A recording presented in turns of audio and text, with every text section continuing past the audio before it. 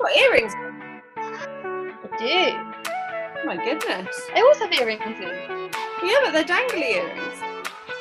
Yeah, so when I did my photo shoot with Louise, or we filmed something at Pony Club, she was like, oh, well, you're doing Pony Club, so you should wear a hairnet and you should take your earrings out. So I went to take my earrings out, and I normally have little pearls, and the pearl fell off. And of course, because everything's shut, I can't take them to a jeweler to get them glued back in, so other earrings. Do I have any other studs? I do, I have some ponies. Yeah. But I can't wear them all the time because I can't wear like these all the time because my ears are really sensitive. And if I wear like crappy ones, then they get all gross. This morning I went for a run and then was like, you know what? I haven't got any ponies to do. I will wear some non-horse safe earrings today. Why do you wear earrings all the time? I mean, if I'm working, I'll normally have earrings in, but like now, I don't. Yeah. I forget to put them in or take them out. Fair enough. And they're normally so small that I just forget I have them in. And they do close up because I used to have 2 cartilage piercings, and one, someone took the ball out of it at a party and then dropped it, and we couldn't find it, so I had to leave it out and it closed up. I really want it done again. I miss having 2 piercings. Oh, No. Annoying. how are you feeling after your run? It was really hard. I think because I hadn't eaten breakfast. I went first thing this morning, so I'd had a coffee, but just went straight out, and oh my god, it was just the listeners, we should say both of our Tess and I did the 5k 5 for NHS Heroes today. Run 5, donate 5, nominate 5. And like, I'm really glad I did it, but oh my god, it was so hard. Like, you know when you literally, like, even the first 500 meters, you're like, this is not going to be a good run. Yeah. It was horrible. I felt great on mine. Had you eaten first? Yeah, I had breakfast, went and did my horse, then came back, and then went for a run.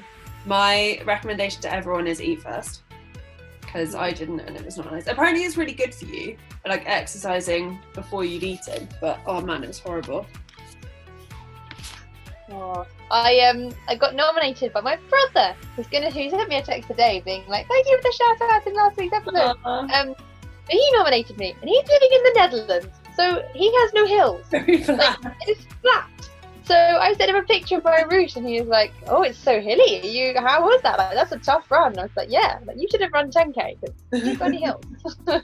My route's very flat, apart from I live at the top of a hill, so on the way out it's great because you can warm up running down the hill, but wherever you go, you always have to come back up a hill, which is horrible. No, I live in a valley, so the way home is always downhill. That's nice. Yeah, so I ran up the side of the valley, along the valley, down the valley, then along the road that comes from the middle of the valley. Yeah, I'd rather that, because our hill always gets you when you're tired. And like, one of my friends is she was training for the London Marathon, so she's like super fit, and even she replied to I put it on Strava to like record it, and she replied to my run and was like, that hill is the worst. And I was like, it is horrible, because it starts off really gradual and then just gets steeper and steeper and steeper and steeper and steeper, but like every bit's slightly longer, like it just goes on forever, like it's just long and horrible. But you know, other than the hill, it's a nice place to live. What else have you been up to? Well, I've just finished the sleeve on my jumper. Oh yeah, I saw. So I've got one more sleeve and then the collar, and then I've finished the jumper, and then I'm going to have to find something else to do with my time, which is alarming. And what else have I done? Not a lot, really. I've been doing a lot of exercise. I did my run this morning, and then took the dog for a walk. We took the dog for a 10k walk yesterday, which was a long way. Wow, I bet he's loving you guys. Oh yeah, he's looking very fit. He's very skinny now. He's looking very fit and healthy. And it's generally my best friend because I'm normally the one who takes him for walks. Actually, that's kind of a lie. Dad takes him for a lot of walks as well. But like, I take him for the longer walks in the middle of the day, so we're best pals now. What else have we been doing? That's pretty much it, to be honest. We started, did you see? So we have, especially because Helen and Becky are they're like super fit. They're both on the GB Ultimate Frisbee team, so they both they need to be doing weights. They're doing like proper workouts. So we've set up like a home weights section in the garden. So we've got like 2 tub trucks with water bottles and bricks in them that you put we've got an old section of pipe that you put in the handles so that we can use it as like a barbell for deadlifts and stuff. And we bought skipping ropes. Helen came with a whole load of resistance bands. We've bought more resistance bands, so we've got a full setup. Wow. for our own little gym, which is nice. It's nice to have something to do, instead of just running. I've been working through Hannah's Pilates and fitness workouts. Yeah, how are they? And they're good. The Pilates ones, some of them are quite intense, some of them are a bit more stretchy. But the fitness ones are slightly killer because it's all circuits, and I run and I do some Pilates. I don't do anything that works specific muscles of my body. Yeah. So the first time I did it, the next day I was like, everything hurts, I don't like this. And I was properly out of breath after about 5 minutes. So it's definitely worth doing.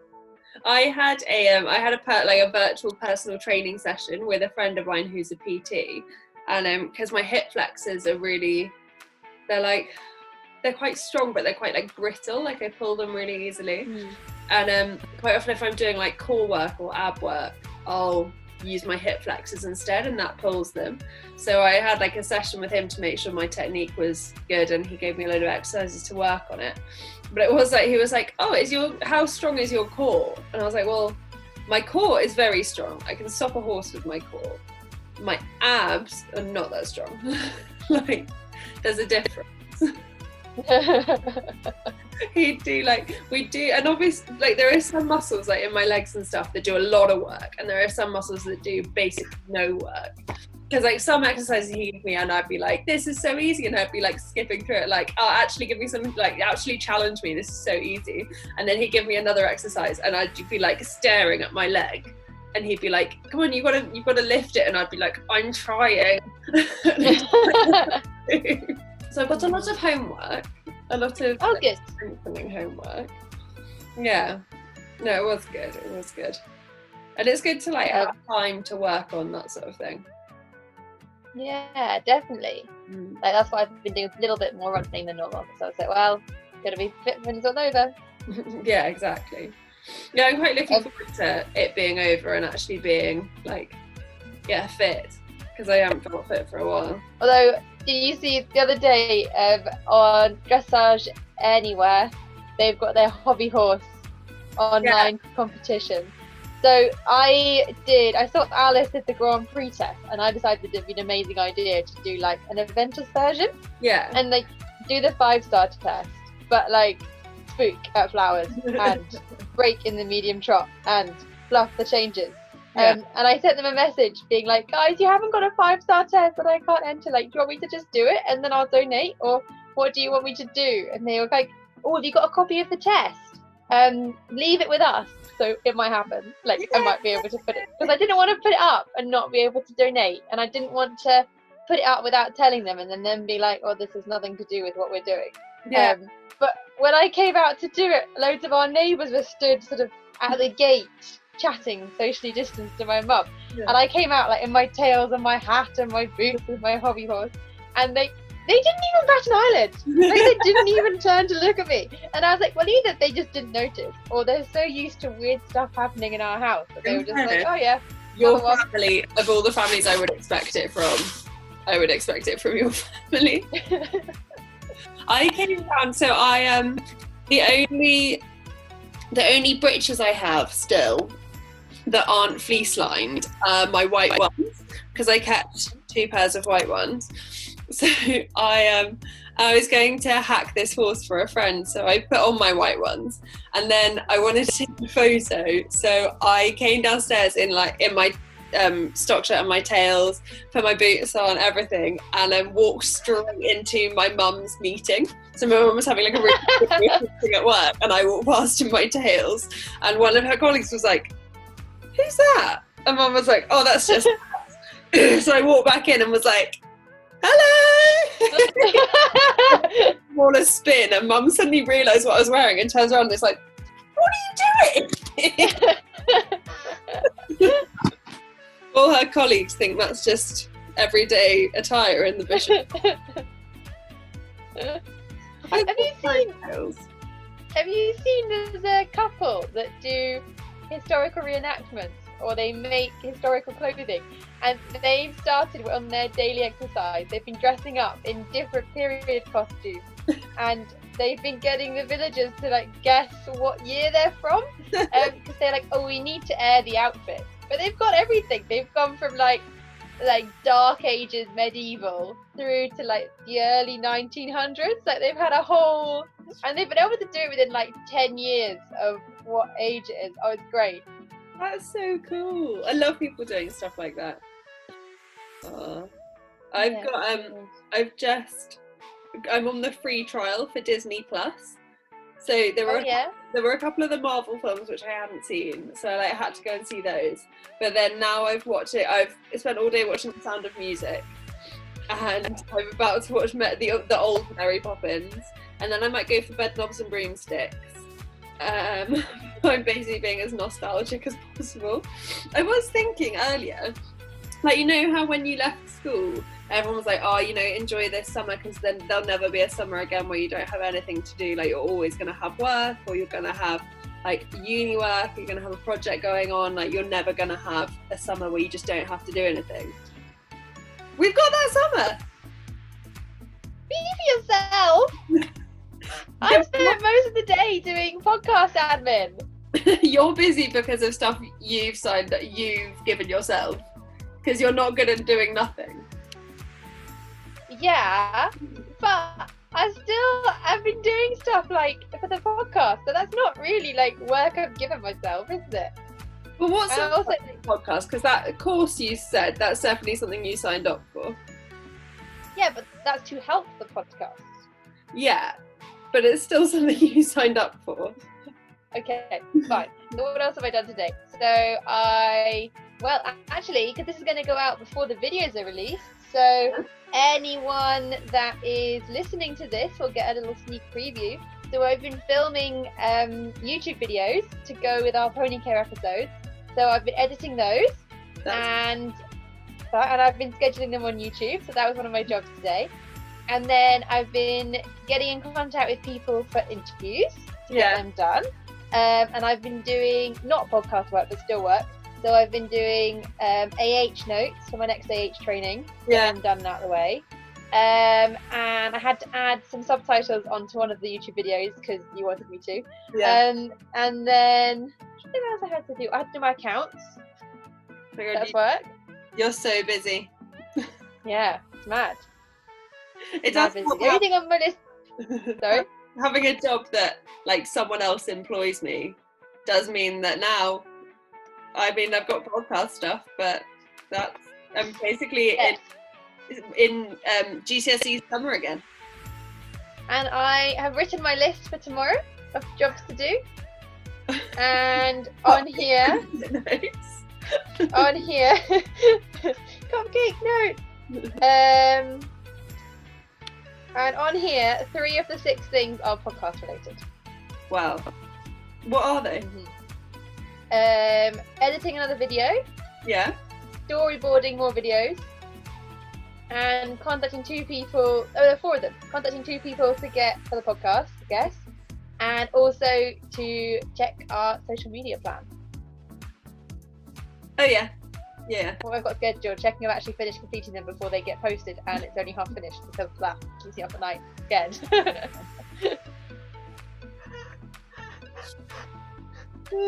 What is that noise? Is that coming from you? That's my chair. My chair's really squeaky.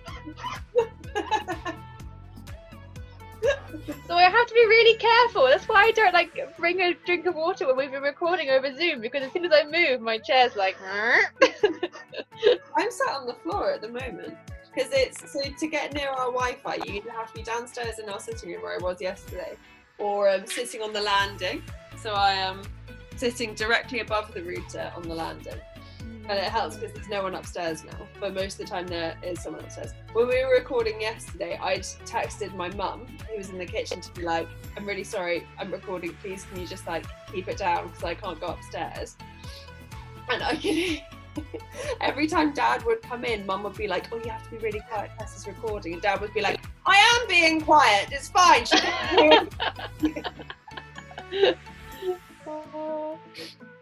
Oh, I finished my puzzle as well. The one you put on your Instagram? Yeah! How long have you been It only took 10 days. You know what, that's quite quick for a puzzle. Not constantly. No, it's not. I normally do them in like 2 or 3 days. Like 10 days is a long time. I had these flipping stupid pieces that didn't have any edges or any little pieces to fit them in, and you had to like find the pieces. And because it was a photo puzzle, it was so much harder. And it was so anyone that hasn't seen my Instagram, what it was 2 golden retrievers, and they had 6 puppies, and it was on grass with bushes in the background. So basically everything was either cream or green. All the grass looked the same, all the fur looked the same, and like there was dark stuff at the top, but oh, it was a nightmare.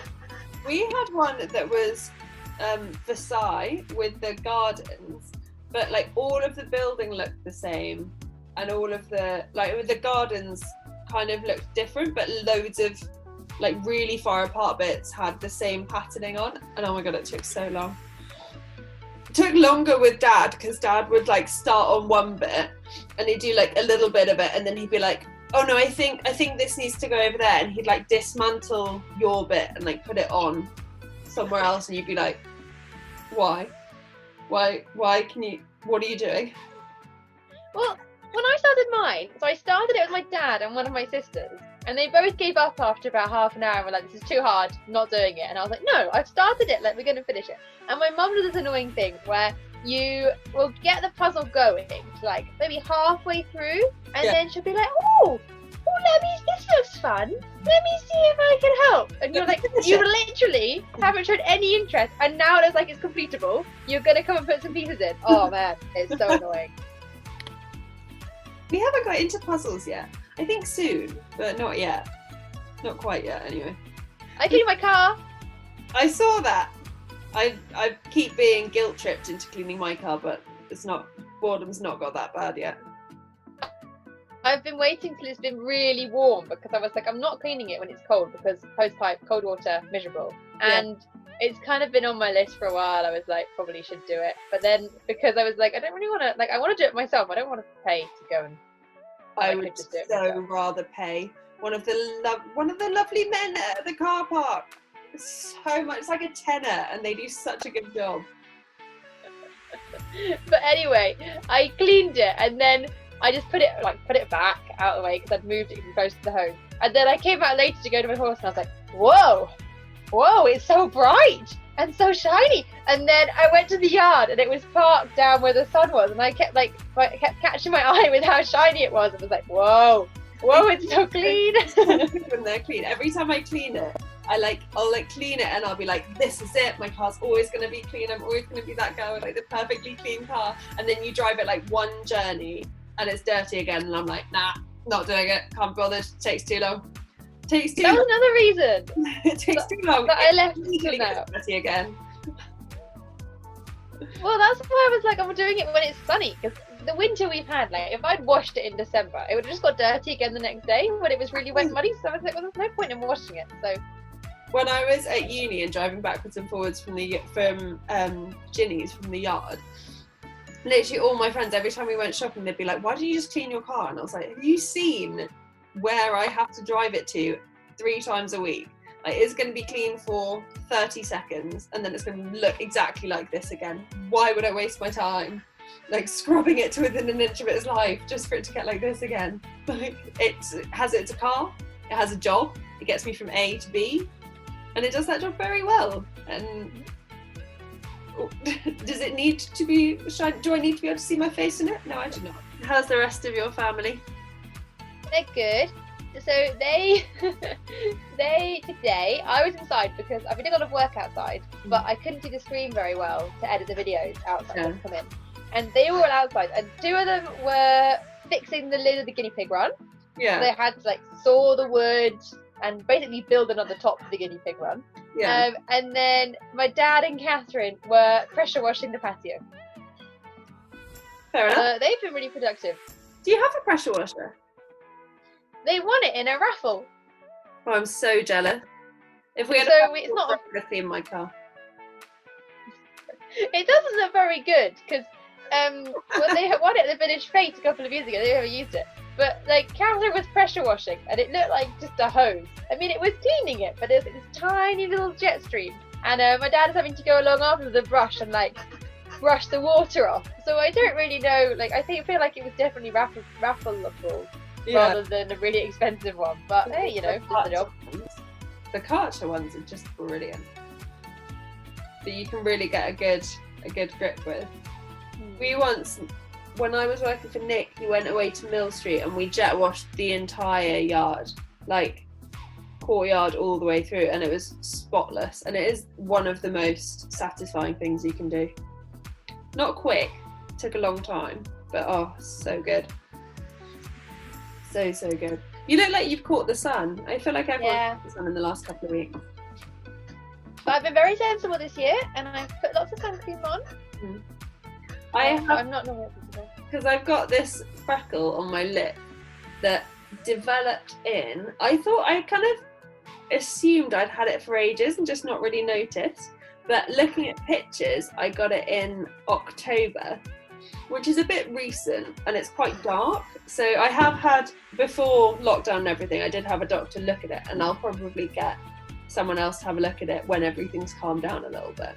But I have been really careful that every day I have Factor 50 on my face, and I make sure I put some on my lips as well. My body I'm not that worried about because I've got quite dark skin, like I tan quite easily. So I'm not that worried about my body, but my face. I mean, I'm going to end up with like a white face and a brown body. At least I'll be fine. Well, fine on my face. There's Mum's cooking roast beef for dinner, and it smells so good. We're having lamb. Where is Easter?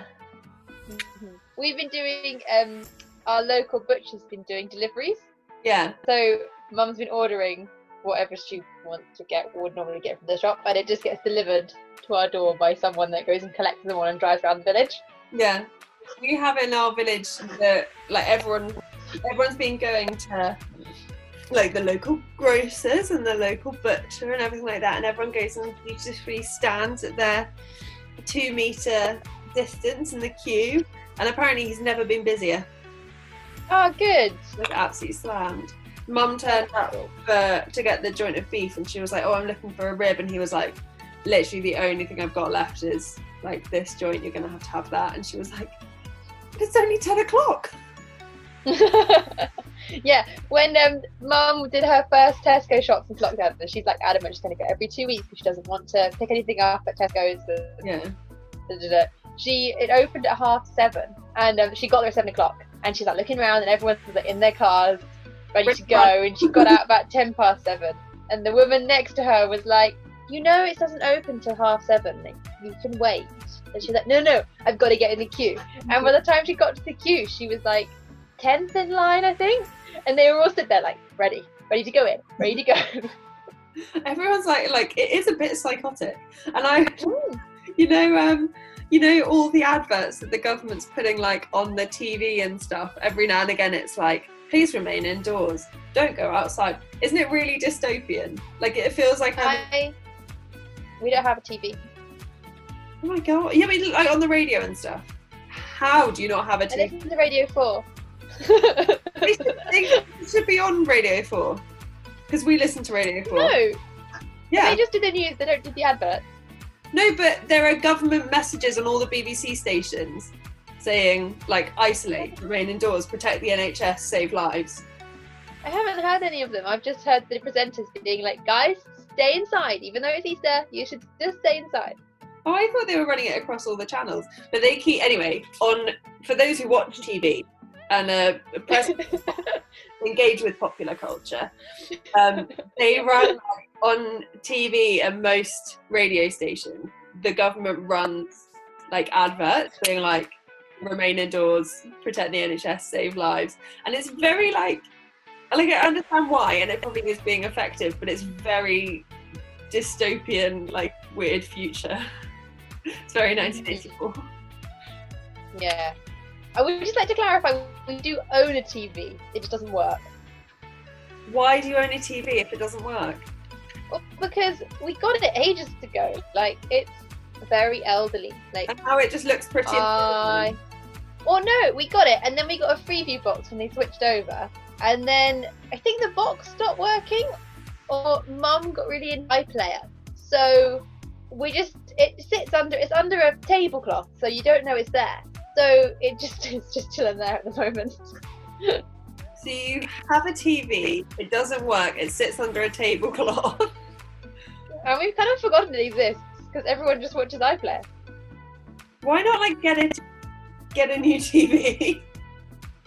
I don't know. I mean, I sat down to try. I've got a big fixing pile that I've been trying to work through, and I was like, right, I'm gonna sit down and catch up on some TV. And I haven't finished watching his Dark Materials yet. I think I got to episode 6 and then didn't watch anymore because I got busy. And I realised I haven't watched any TV since I was house sitting over New Year. I don't watch a lot of TV, but like I do like watching, I don't know, stuff that's on. You know, I do quite like seeing what's on. People are gonna think I'm really odd now. Like your family live is like a hermit. Another dimension. Okay. I would also like to point out that in terms of living like as a hermit, our village has no street lights, no pavements, and it's a good 15-minute drive to get to a decent sized town. You do live like a hermit. We have both. We have street lights and pavements, very wide pavements. But then our village is like, it goes back to like the Tudor period, I think. So like it's been going for a while. And we're very close to London. You're a bit further away from London. Yeah. I do like how everyone's slowed down with the isolation. Like everyone seems to have just like taken a step back, and we're all kind of regressing to how like what I remember my childhood as being, because we were all like, we were very outdoorsy kids, and like Mum would just like kick us out the door, and when dinner was ready she'd like just scream out the back door and we'd come home.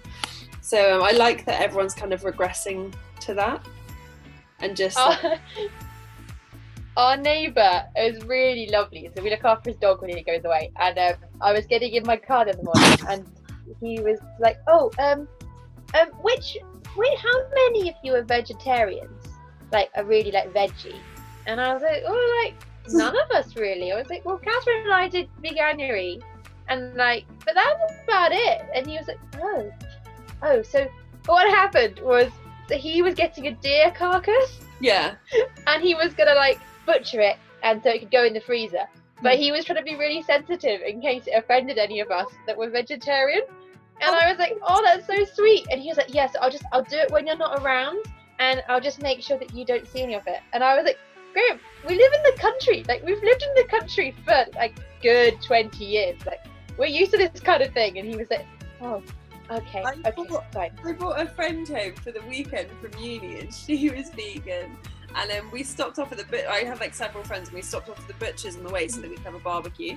And they all got out and they were like, oh, do you want us to come with you? And I was like, I mean, you can, but please bear in mind, it's a country butcher's, and there are like carcasses hanging in the back. He will be butchering something when we go in. Like, if you don't want to see it, you can stay out here, that's fine. And she did come in with us, but she was like stood against the wall like I'm very alarmed by the whole situation. Where have you found a venison carcass though? Where's he found a venison carcass? I don't know. The guy that's been coordinating all the deliveries was brought over for him, so I don't really know. But he offered us some, so I'm not really going to complain. Because there's a deer collar in like some of the fields below our house, the fields that Dad walks the dog through. So they've like crossed paths, and Dad's made friends with this deer collar. Because on the RSPB site above us, they don't do any culls at all. So all the deer that are the population that's exploding up there, they all trickle down onto the fields down here where they are culled. And normally, every now and again, we'll get a little delivery of like a saddle of venison and some cuts, but we haven't for a while, and it'd be quite useful at the moment to have a little extra. Oh, you know, would be nice. Is there anything else to report? I might have to go in a minute. I know what I was going to say. Just come to me. Because this is going to go out next week. Yeah. Or like on Thursday. Our Denji competition will be open then. Yay! Yeah. So basically, listeners, go and enter. It's a competition to win feed vouchers for Denji feeds and a goodie bag. So you're going to get a weight tape, a spring balance, and a bobble hat. And I mean, I want a bobble hat. Which is very useful at the moment. Even just the vouchers, very useful at the moment. Yeah, and they're going to give the date on the vouchers. They're going to extend it so that they'll be valid till the end of the summer, so that you can use them after lockdown. That's so easy. Great. Well, fab. I can smell the smells coming from downstairs. Me too. See you soon. Bye. Stay safe. Yeah, and you keep washing your hands.